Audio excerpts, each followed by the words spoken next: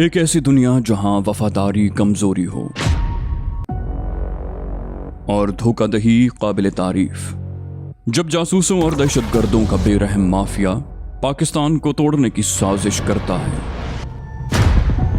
तो एक नौजवान जो पुलिस के लिए मतलूब, वांटेड, इंटेलिजेंस की नज़र में दहशतगर्द, कौम के लिए गद्दार, जिसके पास खोने को कुछ भी नहीं, जब उसे कहा गया कि मुल्क से गद्दारी करो और अपनी जान बचा लो, तो वो इनकार कर देता है। Let's find him.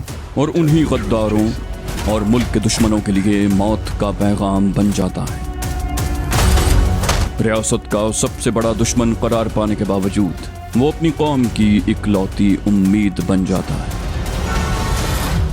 अपनी आज़ादी से बढ़कर किसी मकसद के लिए लड़ने वाला, मुल्क दुश्मनों को ख़त्म करने के लिए जान की बाजी लगा देने वाला बाजीगर।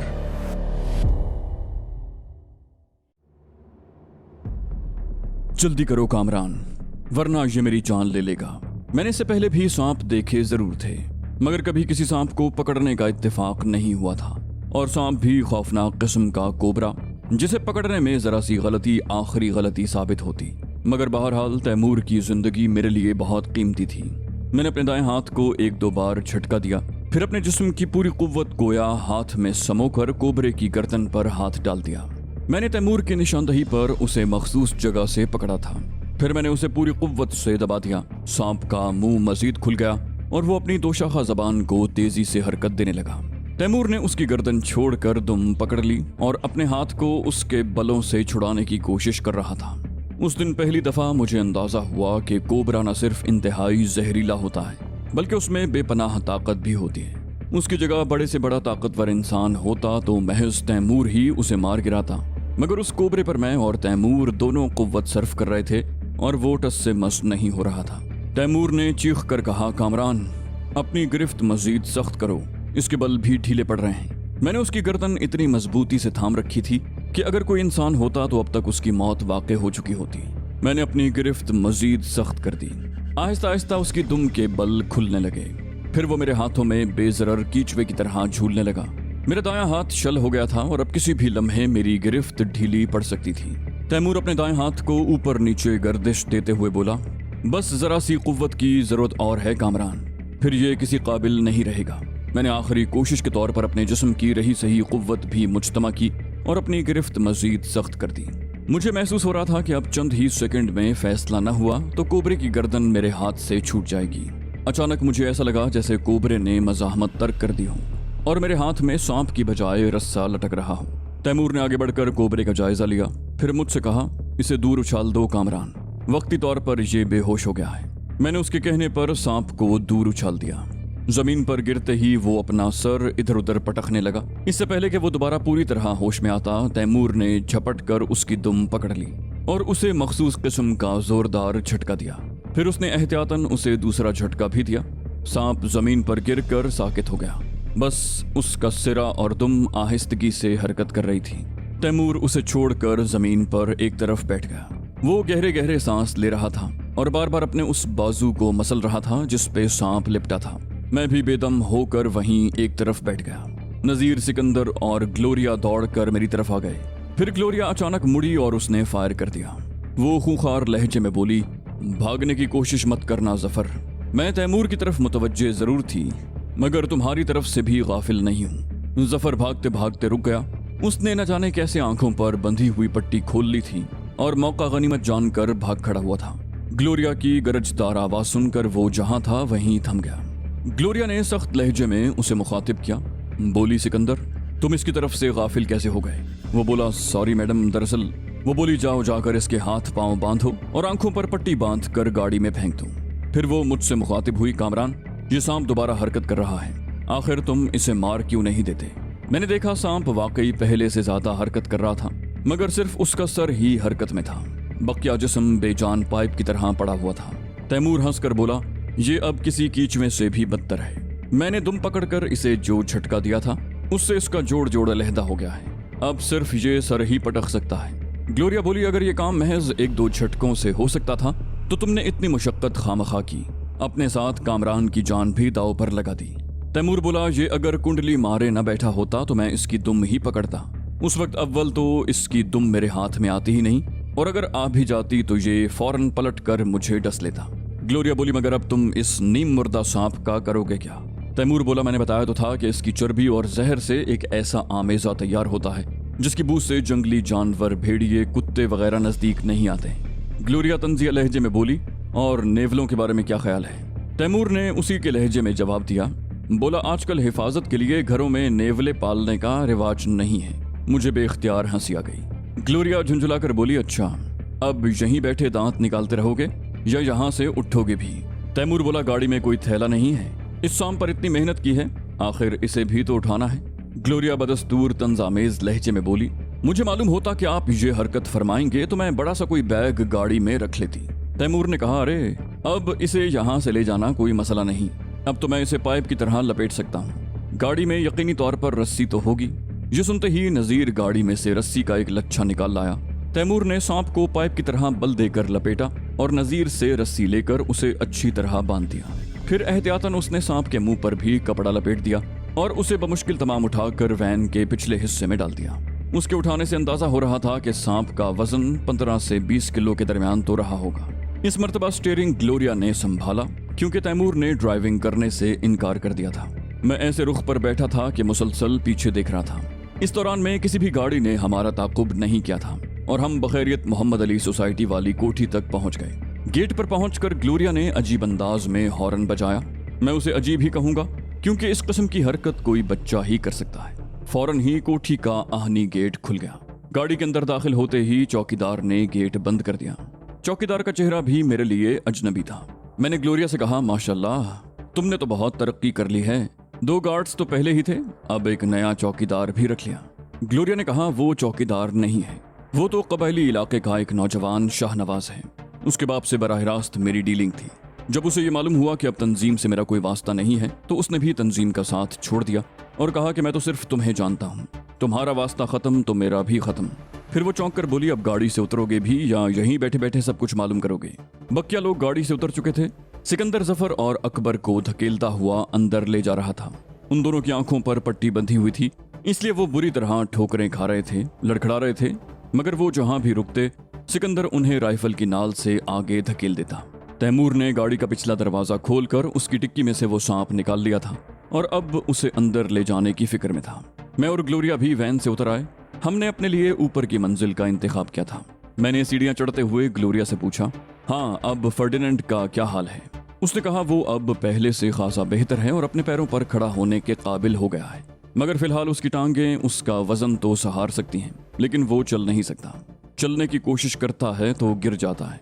मैंने कहा, अगर उसका इलाज बाकायदगी से होता तो अब तक वो मुकम्मल तौर पर तंदुरुस्त हो चुका होता। ग्लोरिया बोली, अगर वहां से हमें अफरा तफरी में न भागना पड़ता तो वाकई फर्डिनेंड अब तक ठीक हो चुका होता, मगर पै दर पै जिस किस्म के हालात पेश आए उनमें भला ये कैसे मुमकिन था कि उसका इलाज भी जारी रहता। मैंने कहा, बहरहाल अब भी वक्त नहीं गुजरा, तैमूर पहलवान जी को आज ही ले आएगा। ग्लोरिया बोली, नहीं कामरान, मैं नहीं चाहती कि किसी भी गैर मुतल्लिक शख्स को हमारी यहाँ मौजूदगी का इल्म हो, और जाहिर है कि पहलवान जी यहाँ आंखों पर पट्टी बांध कर तो आने से रहे। ये हो सकता है कि तैमूर फर्डिनेंड को पहलवान जी के ठिकाने पर ले जाए। मैंने कहा, इसमें भी खासा रिस्क है। बेलमोंडो के आदमी हमारी तलाश में हैं, वो फर्डिनेंड को देखते ही हमारे पीछे लग जाएंगे। फिर जफर के आदमी हैं, मुख्तलिफ एजेंसियां हैं, तुम ये सब कुछ क्यों भूल रही हो?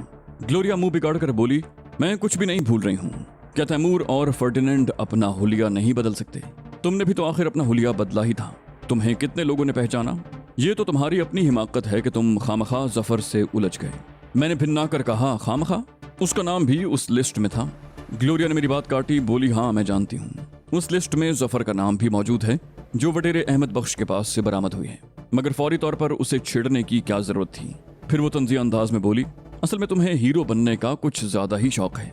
फिर ये मामला तो एक लड़की के इगवा से शुरू हुआ था। मैंने झुंझुला कर कहा, तंज मत करो ग्लोरिया। वो बोली, मैं तंज नहीं कर रही हूँ, बल्कि तुम्हें खामियों से आगाह कर रही हूँ। तुमने हीरो बनने के जोश में ये भी ना सोचा कि तुम्हारा एक साथी पुलिस कस्टडी में है और बकिया लोग लापता हैं। जफर जैसे आदमी से तन्हा टकराना भी तो हिमाकत ही है। मैंने हंस कर कहा, अच्छा छोड़ो इन बातों को, आइंदा के लिए हमारी हिकमत अमली क्या होगी? वो बोली, फिलहाल तो इस लड़के अकबर से जान छुड़ाओ जफर से बाद में निमट लेंगे, फिर मुकाबला बेलमोंडो से है। इसलिए मैं इस कोठी को नाकाबिल तस्खीर बनाना चाहती हूँ। मैं इस कोठी को ऐसे किले में तब्दील करवा दूंगी कि हमारी इजाज़त के बगैर यहाँ परिंदा भी पर नहीं मार सकेगा। मैंने तमस्खर आमेज अंदाज में कहा, क्या यहाँ तोपें और टैंक फिट करवाओगी या स्किड मिसाइल लगवाओगी? वो बोली, मैंने तुम्हें पहले भी बताया था कि फर्डिनेंड इलेक्ट्रॉनिक और कंप्यूटर टेक्नोलॉजी का माहिर है। वो इस फील्ड का जीनियस है। उसने ऐसे ऐसे ट्रांसमीटर्स का फार्मूला इजाद किया है कि इंसानी अकल दंग रह जाती है। वो इस कोठी के बैरूनी गेट को कंप्यूटर से कंट्रोल करेगा और गेट सिर्फ उन्हीं लोगों के लिए खुलेगा जिसका डाटा कंप्यूटर में फीड होगा। न सिर्फ अफराद बल्कि कंप्यूटर के पास उन गाड़ियों के number, engine number, makes, models और कलर्स तक महफूज होंगे जो हमारे इस्तेमाल में होंगी। फर्डिनेंड कंप्यूटर को ये मालूमात फीड करके लॉक कर देगा। उसके बाद कोई गाड़ी या आदमी ना अंदर आ सकेगा ना जा सकेगा। मैं उसकी बात पर यूं मुस्कुरा दिया जैसे कोई बुजुर्ग किसी बच्चे की कहानी सुन रहा हो। मेरी इस गैर संजीदगी का एहसास ग्लोरिया को भी हो गया था, मगर वो कुछ न बोली। मैंने कुछ तवक्कुफ के बाद कहा, अच्छा एक बात बताओ, फर्ज करो मेरा या तुम्हारा कोई इंतहाई अहम आदमी यहाँ आता है। कंप्यूटर के पास उसका डाटा भी नहीं है, कंप्यूटर भी लॉक है, वो खुल नहीं सकता। उस सूरत में क्या होगा? ग्लोरिया फिर मुस्कुराई और बोली, क्या जफर ने तुम्हारे दिमाग को इलेक्ट्रिक शॉक पहुंचाए हैं? कंप्यूटर सिस्टम अगर लॉक होगा तो उसके खोलने का भी कोई तरीका होगा ना। बाज़ औक़ात तुम बिल्कुल सिकंदर और नज़ीर की सतह के सवाल करते हो। मैं भी झुंझला गया, कहा, यही तो मैं पूछ रहा हूँ कि वो लॉक कैसे खुलेगा? वो बोली, उसके लिए स्पेशल कोड होगा जो सिर्फ मखसूस अफराद के इल्म में होगा। मैंने कहा, यह मुमकिन नहीं है ग्लोरिया। फर्ज करो वो कोड मुझे, तुम्हें, तैमूर और फर्डिनेंड को मालूम है और हम चारों बाहर हों, उस वक्त इमरजेंसी की सूरत में क्या होगा? ग्लोरिया कुछ देर सोचती रही। मेरी बात उसके दिल को भी लगी थी। कुछ देर सोचने के बाद उसने कहा, इस सूरत में हम फर्डिनेंड को यहीं छोड़ देंगे। मैंने उसकी ये तजवीज़ भी रद्द कर दी। कहा, नहीं, फर्डिनेंड यूं भी काम का आदमी है और तैमूर या मुझसे किसी भी सूरत में कम नहीं है। उसे यहाँ छोड़ना अपनी अफरादी कुव्वत को तकसीम करने के मुतरादिफ होगा। इस दौरान में हम फर्डिनेंड के कमरे तक पहुंच चुके थे। ग्लोरिया ने दरवाजे पर नॉक किया तो वो हंसकर बोला, यस कम इन। फिर मुझे देखकर एकदम खुश हो गया। बोला, कामरान, मैंने सुना था कि जफर ने तुम्हें अगवा कर लिया था। मैंने भी हंसकर कहा, तुमने सही सुना था। न सिर्फ मुझे बल्कि तैमूर, नज़ीर और सिकंदर को भी उसके आदमी उठा ले गए थे। बस किस्मत ही अच्छी थी कि ऐन वक्त पर ग्लोरिया पहुंच गई। फिर मैंने मुस्कुरा कर पूछा, तुम्हारी तबीयत कैसी है? वो बोला, पहले से बहुत बेहतर है। घुटनों के जॉइंट्स में अब वो तकलीफ नहीं है जैसी पहले थी। वो पेस्ट अलबत्ता ख़त्म हो गया है जो पहलवान जी दे गए थे। अब तैमूर आ गया है तो वो फिर पहलवान जी को ले आएगा। वैसे मखसूस किस्म की कुछ एक्सरसाइजेज से मैं अपने पैरों पर जिस्म का वजन तो उठा लेता हूँ, मगर चलने की कोशिश करूँ तो गिर जाता हूँ। मैंने कहा, अब तुम फिक्र मत करो, तैमूर आ गया है तो तुम्हारा इलाज ज़्यादा से ज़्यादा 1 हफ्ते में हो जाएगा। फिर ग्लोरिया ने अपने प्रोग्राम के मुताल्लिक तफसील से फर्डिनेंड को बताया कि हम इस कोठी में क्या तरमीम करना चाहते हैं। वो बोला, ये सब कुछ नामुमकिन नहीं है, मगर इसमें अखराजात बहुत आएंगे। फिर बहुत से आइटम कानूनी तौर पर बैन हैं, वैसे भी वो यहाँ दस्तयाब नहीं होंगे। मैंने कहा, अखराजात की तो तुम फिक्र ही मत करो।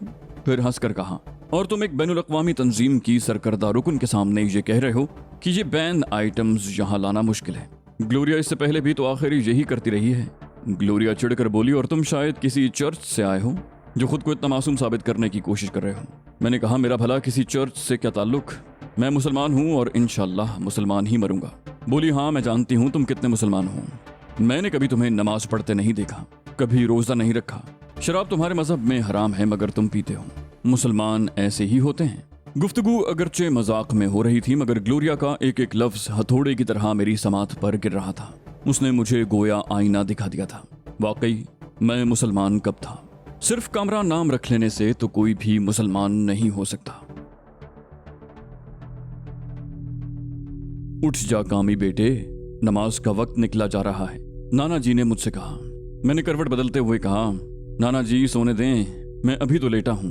वो बोले, बेटा ऐसा रोज़ा कभी कबूल नहीं होता जो बगैर नमाज के हो।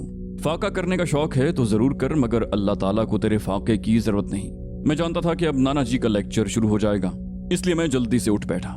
मेरा सोने का इरादा तो नहीं था मगर सहरी खाने के बाद ज़रा आंख झपक गई थी। मैंने उठकर जल्दी जल्दी वुज़ू किया और नमाज के लिए खड़ा हो गया। नमाज से फारिग हुआ तो नाना जी कुरान पाक की तिलावत कर रहे थे। उनकी क़िरात सुनकर मुझे अजीब सा सुरूर महसूस होता था। उनकी आवाज़ में बहुत सोज था, लहन था, और मुझे हैरत होती थी कि वो अक्सर तिलावत करते करते रोने लगते। उनका चेहरा आंसुओं से तर जाता। नमाज में भी उनका यही हाल होता था। जब तक वो जिंदा रहे मुझे पाबंदी से 5 वक्त की नमाज भी पढ़ाते रहे और मेरा कोई रोजा भी कज़ा न होने दिया। इस्लाम को अगर मैंने पहचाना था तो उन्हीं के जरिए पहचाना था। नाना जी ही ने मुझे कुरान मजीद पढ़ाया और तर्जुमे के साथ पढ़ाया था, मगर उनकी आंखें बंद होते ही मैं सब कुछ भूल गया। इसमें कसूर उस माहौल का भी था जहां मैंने तालीम हासिल की थी। आज अगर नाना जी जिंदा होते तो शायद मुझे इस रूप में देखकर सदमे से ही मर जाते। क्या हुआ कामरान? ग्लोरिया की आवाज मुझे माजी से फिर हाल में खींच लाई। तुम्हारी तबीयत तो ठीक है? मैंने शिकस्ता लहजे में कहा, हाँ मैं बिल्कुल ठीक हूँ। ग्लोरिया बुलंद आवाज में बोली, तुम बिल्कुल ठीक तो नहीं हो। तुम्हारा चेहरा पसीने में तर हो रहा है और चेहरे का रंग जर्द हो रहा है। मैं अभी डॉक्टर को फोन करती हूँ। मैंने जबरन मुस्कुराने की कोशिश की, कहा, टेक इट इजी ग्लोरिया, मैं बिल्कुल ठीक हूँ, बस जरा मुझे एक गिलास पानी और कॉफी पिलवा दो। मैंने रुमाल से चेहरे का पसीना खुश्क करते हुए कहा, और यहाँ तुम डॉक्टर को कैसे और किस हैसियत में बुलाओगी? मेरी बात सुनकर ग्लोरिया बेसाख्ता मुस्कुराने लगी। बोली, ग्लोरिया कभी कच्ची गोलियां नहीं खेलती। मैं इस कोठी में मिसेज मॉरिसन की हैसियत से रह रही हूँ। मिस्टर मॉरिसन का ताल्लुक यूनान से था और वो अरबपति थे। 2 साल पहले उनका इंतकाल हो गया। मैंने कहा, और किसी सरफिरे सुराग रसा ने तुम्हारी इस मनगढ़ंत कहानी की तस्दीक कर ली तो? ग्लोरिया ने मुंह बनाया, बोली, तो क्या तस्दीक हो जाएगी? मिस्टर मॉरिसन का ताल्लुक वाकई यूनान से था। 2 बरस पहले उनकी लॉन्च समंदर में डूब गई थी। मैंने संजीदा लहजे में कहा, और उनकी बेवा? ग्लोरिया बोली, उनकी बेवा तुम्हारे सामने बैठी तो है। मैंने कहा, मजाक मत करो ग्लोरिया, मैं संजीदा हूँ। वो बोली, मैं मजाक कब कर रही हूँ? मैंने वाकई मिस्टर मॉरिसन से शादी की थी और 1 हफ्ते के अंदर अंदर उनकी लॉन्च हादसे का शिकार हो गई थी। मैं सिर्फ उनकी दौलत पर कब्जा करना चाहती थी क्योंकि वो दुनिया में बिल्कुल तन्हा थे। इस वाक्य की खबर तंजीम को भी नहीं है कि मिसेज मॉरिसन ही ग्लोरिया है। ये काम तो मैंने अपने तौर पर किया था और हादसे के वक्त मैं वहां से सैकड़ों मील दूर लॉस एंजलिस में थी। अखबारात में उनकी बेवा की तस्वीर भी शाया हुई थी, मगर दूसरे हुलिये में। मैं तो यूं ही शुगल के तौर पर मिस्टर मॉरिसन से मिली थी, मगर वो संजीदा हो गए। उस वक्त मैं बदले हुए हुलिये में थी। मैंने सोचा चलो चंद दिन तफरी ही सही। फिर मजाक ही मजाक में मैं मिसेज मॉरिसन बन गई। मैंने सोचा ये बूढ़ा अरबपति खुद ही शिकार होना चाहता है तो मुझे क्या एतराज। उस शादी के सिर्फ 1 हफ्ते के बाद मिस्टर मॉरिसन मुझे बेवा कर गए। मेरा पासपोर्ट भी उस हुलिये में है और नाम भी बदला हुआ है। उस वक्त मैं लिंडा मॉरिसन थी, बल्कि अब भी हूँ। मैंने कहा, ये तुम्हारी खाम ख्याली है ग्लोरिया कि तंजीम को इस बात का इल्म नहीं होगा। जिस तंजीम में फर्डिनेंड और बेलमोंडो जैसे अफराद मौजूद हों, वो इतनी बेखबर नहीं होती। फर्डिनेंड बोला, ग्लोरिया ठीक कह रही है, ये वाकया मेरे इल्म में भी नहीं है। असल में ग्लोरिया उस इलाके की निगरान थी। बड़े ओहदेदारों पर तंजीम कभी शुबा नहीं करती। मिसेज मॉरिसन की तस्वीरें मैंने भी अखबारात में देखी थी, मगर मुझे वहम भी नहीं था कि ये लिंडा मॉरिसन ग्लोरिया है। अगर किसी दूसरे को इल्म होता तो वो कम से कम मुझसे इसका तस्करा जरूर करता। सबसे पहले तो तंजीम ही ग्लोरिया से दौलत हथियाने की कोशिश करती। मैंने कहा, तुम मिसेज मॉरिसन हो तो अब उसी हुलिये में रहो। ग्लोरिया फिर हंसने लगी और बोली, मिसेज मॉरिसन यहाँ मुस्तकिल कब रहती है? वो तो अपने कारोबार के सिलसिले में दुनिया भर में घूमती फिरती है। यहाँ तो उसकी सेक्रेटरी और दूसरे लोग हैं जो पाकिस्तान में उसके कारोबार की निगरानी करते हैं। उसकी सेक्रेटरी का हुलिया अलबत्ता मैं इख्तियार कर सकती हूँ। ग्लोरिया ने ये एक नई बात बताई थी, मगर मुझे खतरा था कि इतनी अहम बात तंजीम की नजरों से पोशीदा होगी। फर्डिनेंड ने गो के उसके बयान की तस्दीक कर दी, मगर उसके बावजूद तंजीम के कारकुन दुनिया के गोशे गोशे में थे। मैंने कहा, तुम्हारे पास वो यूनानी पासपोर्ट तो होगा जिसमें तुम लिंडा मॉरिसन हो? बोली, वो पासपोर्ट मैं बैंक लॉकर में रखती हूँ, मगर यह भी इत्तेफाक है कि मैंने कल ही वो पासपोर्ट बैंक लॉकर से निकाला था। तुम्हें शायद अब तक मेरी बात का यकीन नहीं आया। ये कहकर वो उठकर कमरे से बाहर चली गई। थोड़ी देर के बाद लौटी तो उसके हाथ में एक पासपोर्ट था। मैंने पासपोर्ट लेकर उस पे चिस्पा तस्वीर देखी तो मारे हैरत के गूंग रह गया। वो किसी स्याह फाम की तस्वीर थी। कलर तस्वीर में उसकी स्याह रंगत वाज़ेह थी। उसके बाल बहुत ज्यादा घुंघरियाले थे और होंठ भी ग्लोरिया से बिल्कुल मुख्तलिफ थे। सिर्फ एक चीज ऐसी थी जो पहचानी जा रही थी, और वो थी ग्लोरिया की आंखें। मैंने तस्वीर का बकिया हिस्सा छुपाकर आंखों का जायजा लिया तो मुझे आंखों के साथ साथ पेशानी में भी ग्लोरिया की मुशाबहत महसूस हुई। ग्लोरिया बोली, तुम्हारी तसल्ली के लिए एक बात और बता दूं कि अखबारात के लिए तस्वीरें निकालते वक्त मैंने बड़े फ्रेम और तारीक शीशों के सन ग्लासेस इस्तेमाल किए थे। फर्डिनेंड ने पासपोर्ट की तस्वीर देखी तो वो बेयकीनी से ग्लोरिया की तरफ देखने लगा। फिर बोला, तो वो स्याह फाम तुम थी जिससे यूनानी अरबपति ने शादी की थी? यूरोप और अमेरिका के अखबारात ने इस खबर को बहुत उछाला था कि 75 साला यूनानी अरबपति अमेरिकन ब्लैक क्वीन लिंडा से शादी कर रहा है। अखबारात ने खुद ही उसे ब्लैक क्वीन का खिताब दे दिया था।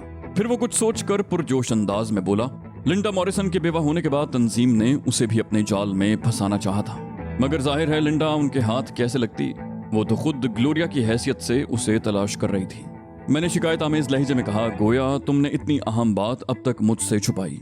ग्लोरिया बोली, कभी ऐसा मौका ही नहीं आया। पहली दफा तो हम सुकून से यहाँ बैठे हैं, तुमसे छुपाना होता तो अब भी न बताती। फर्डिनेंड ने मौजू बदला, बोला, अरे यार तुम्हारी इस गुफ्तगू में वो कॉफी तो रह गई।